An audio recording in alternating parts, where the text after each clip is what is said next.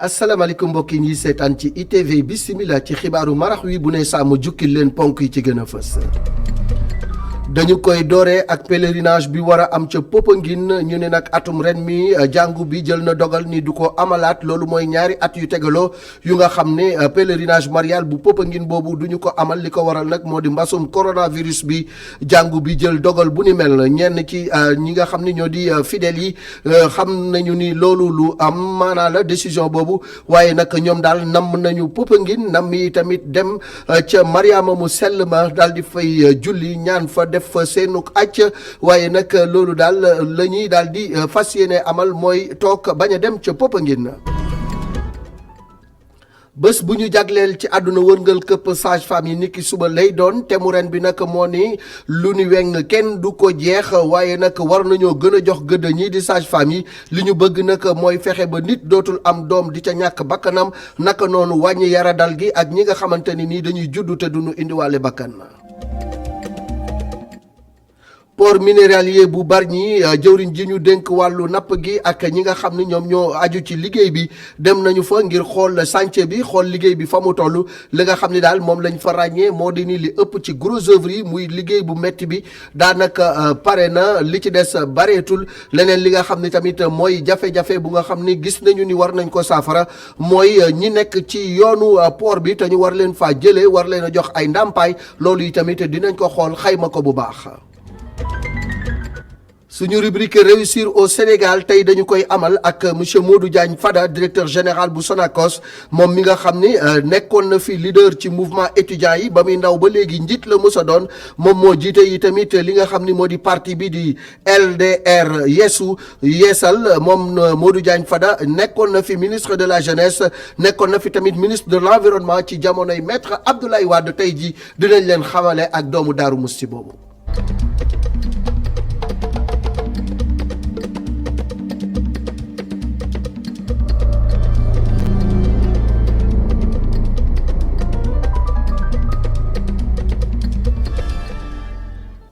dogal bi daanu na jàngu bi xamle nañu ni pèlerinage marial bu Popenguine du am atum ren mu nekk ñaari at yu nga xam ni fidèles chrétiens yi du ñu dem foofe ca Mariama mu sell ma daal di fay def lii di pèlerinage bi mu nekk lu nga xam ne nag métti na ci xol waaye dogal la bu nga xam ne ñoom nangu nañu ko dem nañu ca martyr de Luganda fekk fa kenn ci muy Rémi Dia moom nag xamle na ni daal loolu dogal la bu nga xam ne da koy nangu waaye nag moom Rémi Dia namm na lool dem pèlerinage marial bu Popenguine ci wàllu communion bi ak dem prière ànd ak toute la communauté chrétienne Mamadou Dieng Augustin Mandang ñoo doxantu woon ba foofee ca martyr de Luganda. paroisse yeeg église yi duñu fay faral di nemmeeku mbooloo suba si benn ci ñoom ñooy ñëw di amal seeni ñaana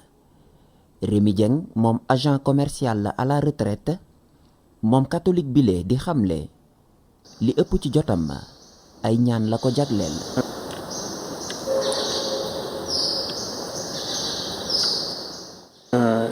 saa yu ma amee saa yu ma génnee sama kër même su fekkee ne dama am leneen lu may def damay jàdd fi njëkk ñaan dënkaane Yeesu Krista ak Mariana lu may def yëpp si bëccëg bi si bés bi tey bés bu nekk naal damay ñëw doxantu fii fu ma dëkk sorewul damay dox nank ñëw fii ñaan yàlla dënkaane ko sama naxar yi ak ñaan ko tamit mu génneel ma si yenn tolof yi. ay waxtu ñaan naka noonu itamit saafonte Rémi Dieng da ko doon am ci jamonoy pèlerinage marial bu Popenguine mu amoon yaakaar ren ak mesure barrière yi ñu woyofal ne dana fa dellu waaye pèlerinage bi ñu ajaata à la traite bi da cee am méttit. neexul dégg de neexul dégg que tey ren encore duñu mën a dem suñu pèlerinage nax réewuñu waaye quand même dañu gëm yàlla. man yàgg naa dem pèlerinage Popenguine depuis bu ma nekkee xale. ay ñaan mën nañ ko amal fépp ci bërëbu jàngu bi fu mel ni fii ci paroisse des martyrs de Luganda bu ñu sukkandikoo ci Rémi waaye moom catholique bi mu namm lool Popenguine na. nama nañ ko torop te ñu ngi ñaan yàlla ak Maria moom mu dimbal ñu déwén su soobee yàlla ñu delluwaat ci pèlerinage fépp fu ñu nekk mën nañu ñaan du parce que dañuy dem Popenguine Pentecôte que yëpp taxaw foo mënti nekk mën nga ñaan yàlla mën nga ñaan Mariama surtout weer bi mooy weeru Mariama pape bi suñuy évêque yi ñu ngi ñuy ñaan Mariama pour que mbas bi teel fi jóge at mi ni daaw pèlerinage marial bu Popenguine du am Rémi Dieng ne moom namm na lool ñaan yeeg saafonte gafa waaye laata muy dellu ci bërëb boobule suba su ne fii ci paroisse des martyrs de l'Ouganda lay mottaliko ci ay ñaan. niñ leen ko waxee woon ci ponk yi niki suba la ñuy amal bés bi ñu jagleel ci àdduna wërngal këpp sage femme yi te mu ren bi nag moo di ni lu ñu weng kenn du ko jeex nañu jox cër ñii di sage femme yi leneen li ci des moo di ni objectif bi maanaam lañ ca bëgg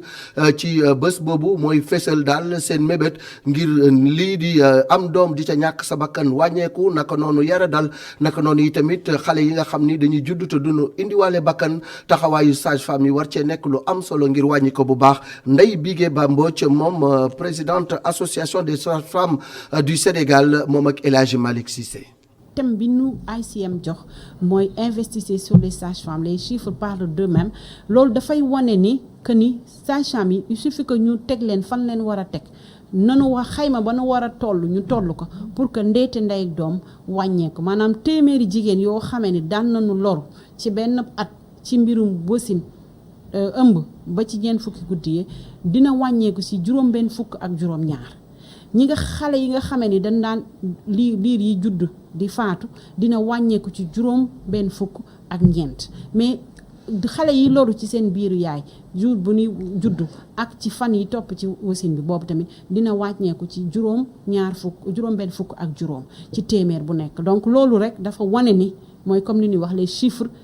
yi wane nañu teg leen fa sage-femme bi mais en plus de recruter leen jox tàggat leen dolli leen ay xam-xam dolli leen ay jumtukaay ndaxte su boobaa boo commencé ci 10% rek maanaam téeméer bu nekk nga yokk ci fukk rek da ngay daal di wàññi ndeete ndey ak doom déjà ci première année bi téeméer bu nekk ñaar fukk ak ñeent. suba la journée internationale bi ñu jagleel ñii di sage-femme yi tey jii nag moo nekkoon bés bi ñu jagleel yi tamit ci wàllu wér-gu-yaram asma ci àdduna bi woppi asma nag di gën di laal tout tànk yi rawatina ci biir l'école yi téeméer boo jël fanweer kaay daanaka foofee la ñu jógee loolu nag tey jii la ñu ko fësal ci benn lël bu ñu amaloon ca hôpital bi ñu jagleel xale yi di Albert Royer léegi nag nee nañu li ñu gën a bëgg mooy gën a ñaax askan bi sensibiliser leen ci yenn ci gëm-gëm yi nga xam ni day gën a tardel feebar bi Pape Alioune Sarr Moussa Fall la mu nekk maladie chronique boo xam ni si di foog ñi nga xam ni mooy xale yi asthme di law fi nga xam ni mooy Sénégal taux de prévalence bi daal di yokk bu baax a baax suñu sukkandikoo ci organisation mondiale de la santé lu ko waral nag bëri na lool. xam nga ni asthme maladie yi am na problème génétique mooy génétique boo waxee génétique mooy li ngay donn donc li ñuy seetlu ñu am asthme souvent seen maam wala seen papa wala seen jarbaat wala sax seen maamati maam souvent dañoo am asthme loolu day firndeel ni feebar bu ñuy donn la tekkiwul ne sax yow c'est pas parce que amoo asthme que munoo jur doom bu am asthme man maa ngi nii man am naa sama doom bu jigéen bu am asthme te man amu asthme yaayam amul asthme deuxième chose aussi mooy problème changement nekkin bi mooy environnement bi gis ngeen léegi dafa jaww ji dafa bëri poussière dafa bëri saxaar te aussi saxaar oto yi ak poussière yi ak aussi dëkkuwaay yi donc yooyu yëpp tax ne lépp ñëpp ñi nga xamante dañu am inflammation seen dënn si seen nooyukaay yi donc feebar yëpp dafay yokku. fanweeri % ci cas yi nga xam ni recensé nañ ko ci milieu scolaire bi lii nekk laaj boo xam ni si médecins yi amaguñ ci tontu waaye lii seetlu nañ ko suñ defee seen diagnostic. milieu scolaire yi loolu des ñu ngi si gëstu ñoo ngi jéem a def parce que léegi dañuy wax One Health mooy docteur yi ñi nga xamante ni dañuy toppatoo wala environnement ñi nga xamante ni jàngalekat ñun ñëpp ak journalistes yi sax dañuy toog ku nekk seet lan nga mën a indi si yokk si wér-gu-yaram askan bi donc ce qui fait que ñu ngi liggéey avec entre IA defoon nañu sax benn étude préliminaire gis nañu sax dem nañu ba ay 30% te loolu xam nga dafa bëri te ça veut dire que xale yooyu yëpp léeg-léeg du ñu nelaw guddi léeg-léeg dañuy absenté wu école léeg-léeg du ñu mën a même bu ñu ñëwee classe sax dañu nekk di nelaw parce que seen asthme da leen di sonal donc. xeex asthme nekk na tamit xeex li nga xam ni mooy idée reçue mu nekk gàllankoor yoo xam ne si day tax patients yi di gën a sonn théorie ñu développé bëri na lool waaye professeur Idrissa Demba Ba moom mi ngi avertir. inflammation dafa nekk ci nooyukaay yi lu koy faj mooy am pompe bu bleu bu la daanalee boo ko jëlee da ngay féex mooy masque aérosol bu ñuy def ci hôpitaux yi loolu dañ lay bindal appareil ak pompe bleu bu nga ci monter pour nga mën a jël ko. deuxième chose mooy nga am traitement de fond mooy pompe bu orange bi wala bu xonk bi loolu mooy tax ni nit ki dina toog lu yàgg du ko daaneel dina mën a daw def football dina mën a nelaw guddi gi dina mën a dox sans que asthme di ko sonal te aussi dina gëj hôpital. lu ëpp téeméeri million doomu aadama daal di am li nga xam ne mooy asthme ci àdduna wërngal képp lu ëpp ñetti téeméer junni doomu aadama di ci gaañu at bu nekk asthme nekk maladie boo xam ne ci day rey médecin yi di alerter ci danger bi nga xam ni suñ environnement bi da koy gën a yokk. président Macky Sall fësal ni moom àndul ci yokk lii di âge retraite bi jëlee ko juróom-benn fukki at ba juróom-benn fukk ak juróomi at loolu mi ngi ko xamale woon bi ñu koy jébbal cahier doléance boobu ci bés bi ñu jagleel fête du travail waaye nag ñenn ci ndaw ñi nee nañu ànd nañu ak président ci dogal boobu ñenn ci liggéeykat yi ni nag bu ñu ko yokkoon ni tamit dina baax ci ñoom ndax dina tax ba ñu mën a waajal seen bopp ba du ñu am ay jafe-jafe ci seen biir kër. Ngor Diouf Moussa Fall. Université Cheikh Anta Diop bu Dakar altine ji yenn say étudiants ku nekk ak soxlam ñii di ñibbi ñii di dugg ci biir dogal bu njiitu réew mi jël ngir maintenir âge de retraite ci juróom-benn fukki at yi leen ndongo di ko rafetlu bu baax. ci décision boobu noonu mu jël moom mooy ne ñu maintenir 60 ans kii bi âge de retraite bi autant pour moi voilà pour mun a may sens aussi jeunesse bi. âge de retraite ñu bàyyi ko 60 ans léegi ñun ñi nga xamante ne si ñooy soog a génn après ñu dugal ñu liggéey.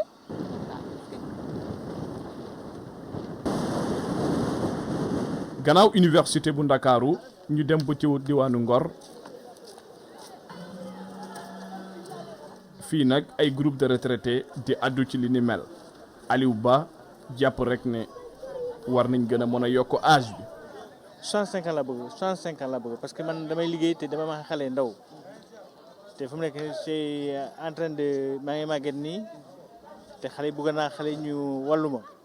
pour xale yi wàllu ma nag il faudrait que ma traité ma si kanam te xale yi ma am kii si mag 13 ans. Ousseynou Kane nekk ab mareyeur muy sàkku ci nguur gi mu gën a dëgëral bi la dogal. parce que waa ji su yàggee si liggéey bi. dina dem ba nekk principal ñu ne AA A3 mais day yokk soldam kooku su yeggee 60 ans ñu remplacer ko par koo xamante ne mu ngi soog a door mais état bi par exemple kii 600 000 francs lañ ko doon fay mais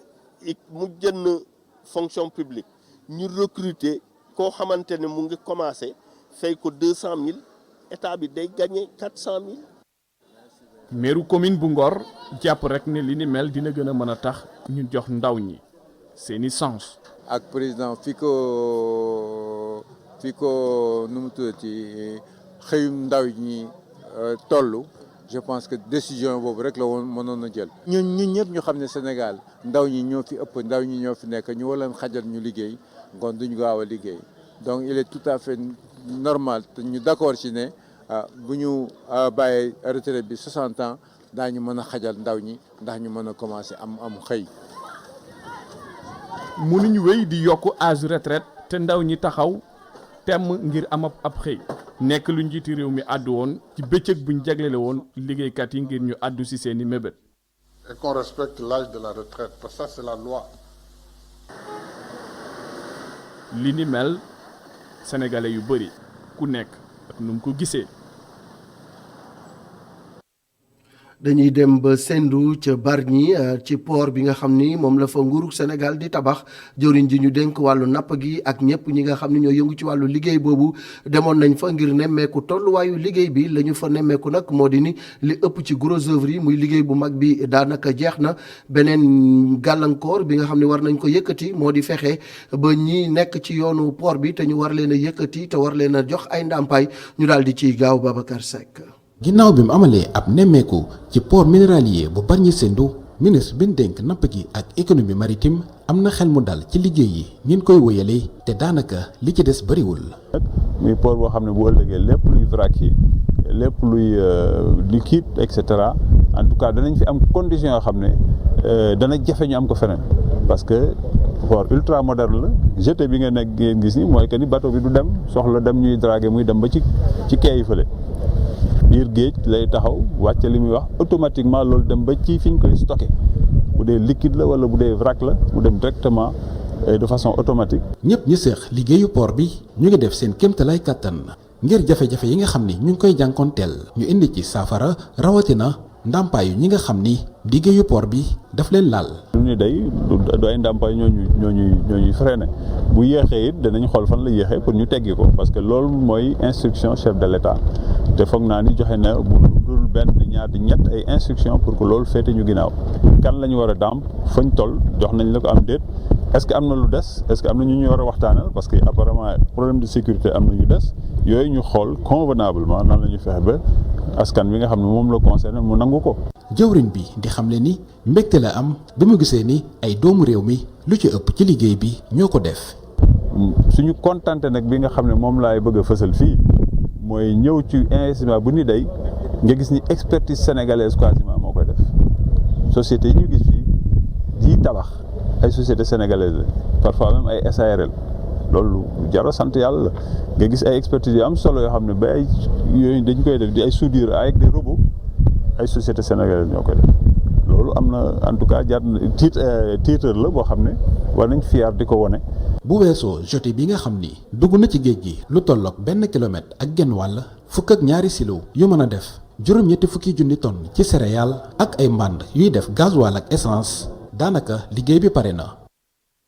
ñaar fukk ak juróom-ñeent jàpp juróom fukki milliards ci suñuy koppar dugal nañ ko ci lii di rappelu enseignants yi di jàngalekat yi loolu ki ko xamle mooy directeur de la solde ci teewaayu fonctionnaire yi nga xam ni ñoom ñoo ñëwoon ci bés bi ñu jagleeloon fête du travail moom nag xamle na ni daal li nga xam ni fonctionnaires yi rafetlu nañu ko mooy li ñu tuddee dématérialisation des procédures maanaam yombal lépp lu jëm ci wàllu procédures yi ci direction des soldes ba lépp gën a yomb Isidore Alexandre Sène.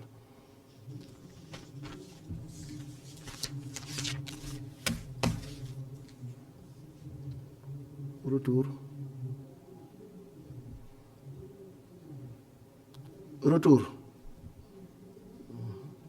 ñëw na c'est bon demaat na c'est bon ñëwoon na léegi fonctionnaire yi seen i laaj bu fekkente ne rek soxla nañu c'est bon direction de la solde mu mel ni bànqaas bi yore wàll wi taxaw nañ ci bu yàgg. ñu gis ne usager yi ku nekk Ziguinchor tey ki nekk Kaolack wala ki nekk Thiès soxlaatul muy dem ci banque di wut bulletin bi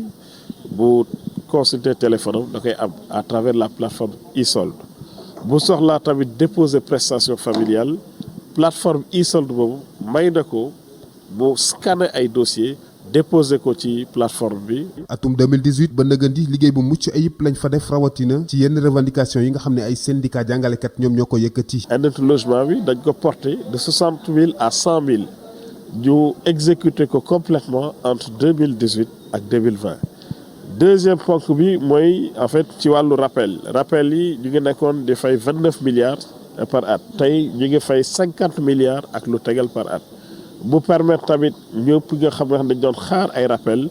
ji mën di jot seen rappel ci ay diir yu gàtt xëy na am na ñuy xaar ba léegi mais yaakaar naa bu ñu continuer ci rythme bi xëy na peut-être fii ak ay quelques années rappel yooyu xëy na peut-être daan na jeex wala diir yi tamit dina xaw a wàññeeku bu baax a baax. fête bi nga xam ne nag moom la ñu jagleel bépp liggéeykat ci àdduna wërngal këpp ñoom fonctionnaires yi de daanaka dañ cee profité rek ngir lal waxtaan bu dul dàkk ak ñi nga xam ne nag ñoom ñoo yore solde te loole Charles Émile Abdou Ciss ak ñi mu àndal nangul nañ leen ko.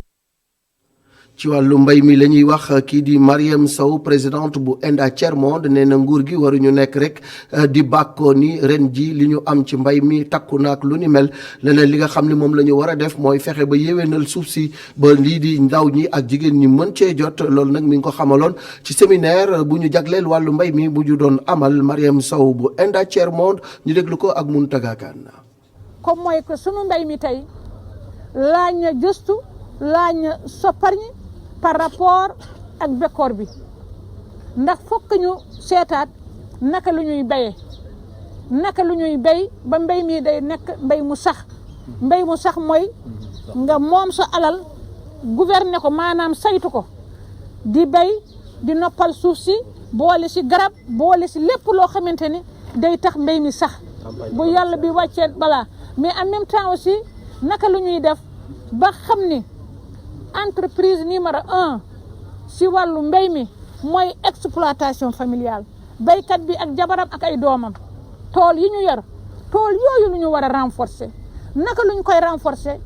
nañ koy reconnaître d'abord dooleel ko mooy lan mooy naka lu ñuy fexe ba xale yi ak xale lu Sénégal ak fu mu mënti nekk bu soxlaa suuf mun koo am ni mu waree naka lu ñuy def ba am un système de financement durable boo xamante ni doo xaar rek ba nawet bi jot wala kii bi jot nga daw di daw CNCA balaa ngay jot financement boobu campagne bi daw na climat bi yàqu na boo béyee doo am dara boo amee as néew tamit nga dem si marché bi fekk jox nañu suuf si ku la ëpp doole ku la ëpp man-man suy ko engrais bu mu fees def ko pesticide bu mu fees indi ko si marché bi yombal prix bi su ko defee béykatu sénégalais bi du dem bu boobaa xale yi nga xamante ni seen porte de sortie salut mooy agriculture élevage pêche bu boobaa fu ñu jëm. étudiants yi nga xam ni dañ leen a orienté ci université virtuelle du Sénégal ba léegi rek ñoom daal ñi ngi desandi di am ay jafe-jafe ci seen wàllum njàng ñoom nag demoon nañ ca espace numérique ba nekk ca Sébikotane ngir laaj ñu jox leen seen i matériel ak seen i jumtuwaay ba ñu war a mën a dem jàngi ji Mouhamadou Ñaaña Diallo étudiant moom moo yor seen kaddu ñu déglu ko ak Babacar Seck. mooy étudiants yi dañuy dund ak yenn difficultés yi nga xam ne tey jot nañu génn taxaw wax ko.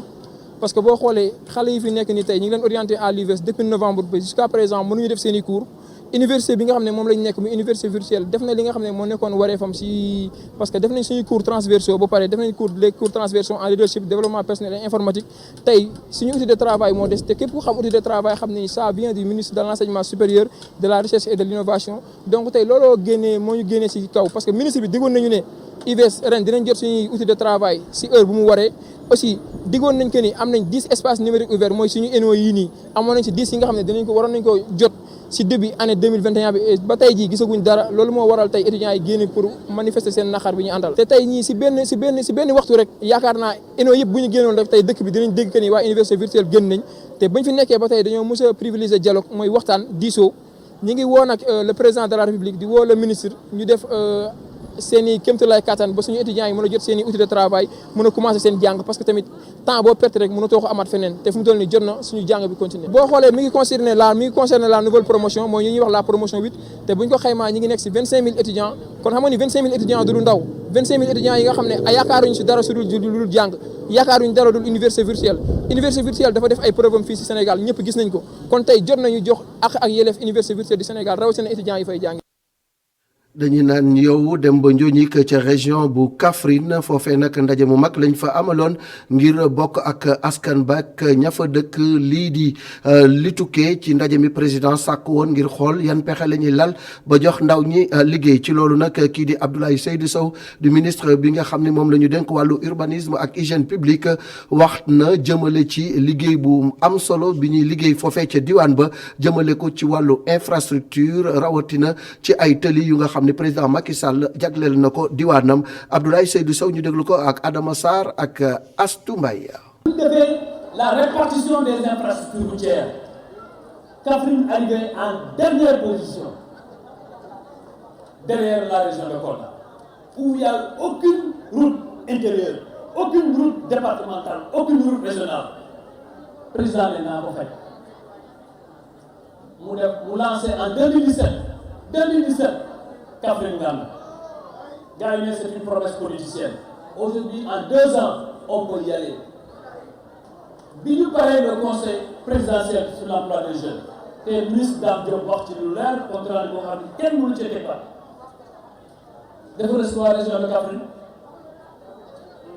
ñu wax ko Kaffrine Mbirkilaan Maabo Kaffrine Solokoñ Koungheul Lour Ribo yépp ñu wax ko mënu ma defal rapport général tali courant ak lépp képp fu amul ci Kaffrine nga bind ko suñu ñëwee conseil des ministres nga jox ma li may wax daa ñu dox mercredi passé dafa ñëw conseil des ministres def déclaration ba pare nee na recevoir la région de Kaffrine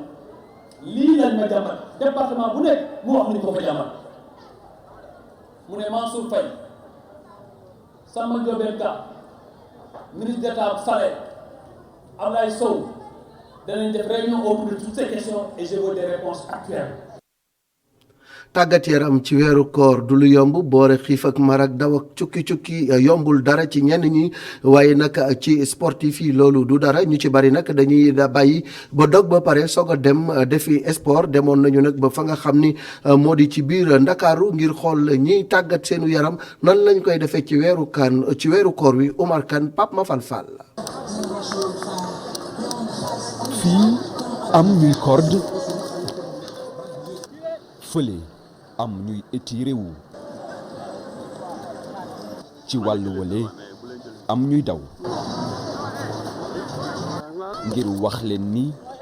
koor gi taxul benn yoon sportif yi banque seeni yoxo suñu dogee rekk dañuy takk dàll yi sport ci ambiance bu jéggi dayoo ay exercice yu mettiwul comme ni mu daan méttee avant koor gi. léegi damay daw rek après ma ñëw def tuuti ay mouvement après dallu quoi te du ma def comme ni ma doon def quoi parce que ndox bi ngay manqué yooyu quoi wala da ngay def ay tour yu yem après nga ñëw def ay mouvement. koor goo xam ni daanaka day tax ñu gën a woyof gën a sawar suñuy def sport si guddi si. defe naa c'est la première fois may woor di def sport c'est la première fois yeneen temps yi koor gi da daan fekk may def leneen donc cette fois-ci je me suis dit que xaaral ma essayer mais bi ma ko essayé j'ai vu que ni ci laay gën a oyofe peut-être yeneen jours yi journée bi yëpp da ngay lekk et tout ça boo ñëwee donc des fois da ngay diis et tout ça cette fois-ci j'ai vu que ni bon am na lu ma jàngal daal ëllëg sax dinaa xam nu may defee sport parce que au niveau de lekk bi je sens que ni da lay gën a diisal daal waaw mais ak koor gi ça va mieux quoi. ni nga daan yëgee koor gi boo entraîné wut ak boo entraîné ni nga ko yëgee du nekk benn waaw boo entraîné boo nekkee sportif ci biir koor gi même soo wooree loo bëgg da nga koy def du la yàqal dara waaw du jàpp sa yaram du diis day oyof da ngay mën a liggéey foo bëgg da nga fay dem facilement du métti quoi waaw vraiment. secret bi mooy bañ a lekk lu bari soo dogee sa koor. su ma ndogoo juste je ne mange pas de pain bon damay jël sama tàndarma am sama benn bouchée bu ma sex rek bon naan sama ndox benn kaas ak xëy na sama café bi ma jiital ak benn kaasu ndox bon après c'est fini peut-être wala benn moitié comment dirais-je pamplemousse ma utiliser après ma sol sama équipement ñëw sport. gën a farlu ci weeru koor gi ngir wàññi cholestérol bi bu baax a baax waaye bañ a ëppal itam.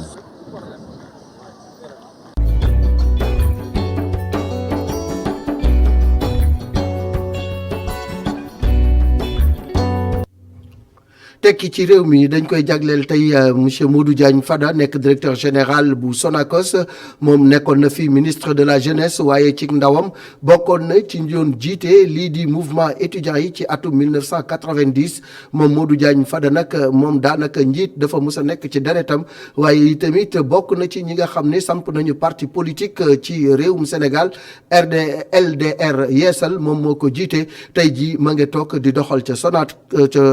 Sonacos Seydou Nabou Babou ak Cheikh Diop xamal leen nañu ak Modou Diagne Fada di doomu Daaru Musti nu mu def ba tekki ci biir réew mi. bëgg bi nga xamante ni bëgg na ko réewam nekkatul lu ñuy naatable. Modou Diagne Fada dafa bañ tukki ngir eggali jàngam bitim réew moom mii nag musul bëgg a jóge fii nga xamante ni moo di Sénégal comme nim ñu koy xamalee. Njiitu Sonacos bi nag moom ñuy xamal ni dafa gëm bu baax ñàngu réewam. maa ngi juddoo Daaru Moxti fa laa jàngee aussi foofu laa amee sama entrée en sixième ba ma paree ma dem Njaareem ci lycée Cheikh Ahmadou Bamba ñu koy wax léegi CMT fa laa amee sama DFM ginnaaw bi ma dem Kaolack lycée bu ñu doon wooyee lycée Gaston Berger te léegi mu tudd lycée Valdiodio Ndiaye foofu laa amee sama baccalauréat après ma ñëw université Cheikh Anta Diop de Dakar foofu laa amee sama maîtrise. peut-être ndogal yàlla parce que yàlla moom jaam bi fu mu ko jaarale foofu lay jaar mais aussi dama yàgg gëm sama réew gëm aussi samay jàngalekat parce que yàlla daf ma dénk ay maître ak ay professeurs yu nga xam ne yu am solo lañu parce que bu fekkoonte ne c'est vrai que aussi bu fekkoonte ne dama bëggoon rek dem bitim réew am bourse loolu mënoon naa nekk parce que li tax mu mënoon nekk mooy nekkoon naa fi ak ay camarades ñu nekk ci biir CED doon yëngal université di ko yëngal bu baax a baax camarades yooyu dañ leen mujj jënd recteur bi autorités yi dañ leen mujj jënd bay leen ay bourse ñu dem jàngi bitim réew mais man nag bi ma nekk étudiant kenn ñëwu ma xool sax naan ma kaay ñu proposer la lii wala laa parce que dama ci fas woon dëggu ci woon am ci taxawaay. nekkoon njiit bu ñuy déglu lool fii ci université Cheikh Anta Diop bu Ndakaaru moom mii le nag dafa teel a doon koo xamante ne dafay jiite te loolu moo ko tàmbalee bi mu nekkee université fi nga xam ni fa la doon am ay poste de responsabilité nekk député nekk chef de cabinet ministre ràññee nañ ko fu nekk moom mii nag moo nekk jëwriñ bi ñu njëkk a dénk lu jëm ci wàllu ndaw réew mi ci nguuru Abdoulaye Wade. L'Assemblée nationale et voir le plus jeune ministre. li ci gën a fës daal mooy poste bi ma njëkk occupé secrétaire administratif la beneen bi ci topp mooy après nekk naa secrétaire général adjoint nekk naa chargé de la commission syndicale nekk naa secrétaire général section étudiant PDS. ba mu fa jógee ma nekk ministre de l'environnement ginnaaw bi ñu xaw a am waroo ci wàllu gis-gis ma taxawal waar wi jox ma ñetti député bi ma joxee ñetti député ma dem assemblée nationale. occupé fa position président groupe démocratie et liberté après ma nekk at mi ci topp muy 2008 ma nekk 3e vice-président assemblée nationale après nag ci la dellusiwaat ci gouvernement bi yore portefeuille ministre de la santé et de la prévention moom laa yore ba ni magistère du président Abdoulaye Wade jeexee jëm tey jii ñu yore direction générale Sonacos. réew mi nag nga xamante ni liñ fiy waxi liggéey bari na loolu Modou Diagne Fada moo ngi dénk ay conseil ndaw ñi. On peut parfaitement réussir sa vie man ci politique la ko yàlla jaarale mais ñeneen mën na ko jaar ci mbay ñeneen mu jaarale ko ci sàmm ñeneen mu jaarale ko ci administration centrale ñeneen mu jaarale ko parce que ay fonctionnaires la ñu donc. ñeneen mu jaarale ko ci feneen ak feneen ak feneen donc Sénégal gii nga xam ne moom la ñu moom temuñu lu dul moom nit mën na fi dund ba génn àdduna tekki fi te du dem émigration te du génn ci biir réew. Modou Diagne Fada moo ngi xamle ne Sénégal am na lépp li war pour nga xam ne ndaw ñi war nañ mën a réussir ci seen biir réew moom nag jàpp na ni lépp ci Sénégal la mën a xewee.